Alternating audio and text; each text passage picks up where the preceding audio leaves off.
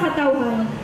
Taliwala sa pandemya, nagtaging o paglapas sa atong mga katungod, kita misalig sa usa ka inahan nga nagbarog uban kanato, si Birhen Maria, inahan sa masa, nga dili lamang nag-apo kundi nakigbisog kauban nato. Busa isip usa ka panawagan, usa ka pag-ampo, among ihalad kining panaghoy sa revolusyon, alang sa tanang nagsekripisyo, ug alang sa atong pagpadayon.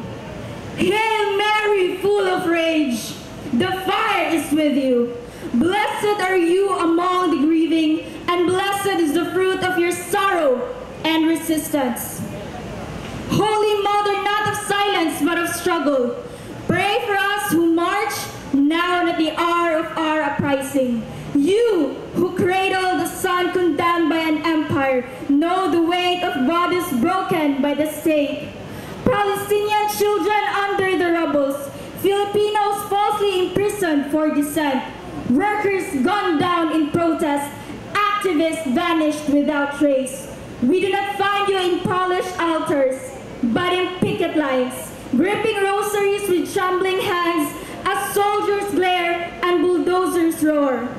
You walk with us in worn-out sleepers, wipe our sweat with your veil, and hold our placards as you once cradled the infant Jesus, fragile, sacred, hunted by kings. Remember, you children, Ate Miles Albasin and the Bambinay Six, jailed for standing with the peasants. We remember Dee Supelanas, youth organizer from Cebu, killed for daring to hope, silenced. But her voice lives on in ours. Virgen Maria, pray for us. When they brand us subversive when we are told to be silent, to graduate and forget. But you did not bow before tyrants. You sang your Magnificat, casting down the powerful, lifting the oppressed.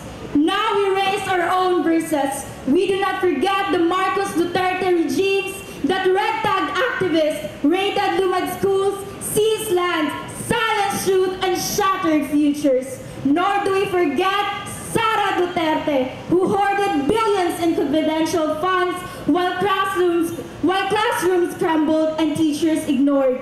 No more impunity, no more lies.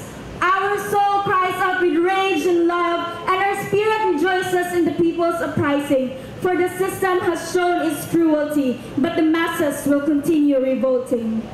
Pray for the red tag students, the workers on strike, the peasants whose land was stolen, the children who still hunger, and all who died with raised feast. Free all political prisoners, justice for our revolutionary martyrs, death, death, and nothing but death to imperialist powers. When we raise our fist, let it not be in hate, but in sacred anger, born from loving this country too fiercely to stay silent.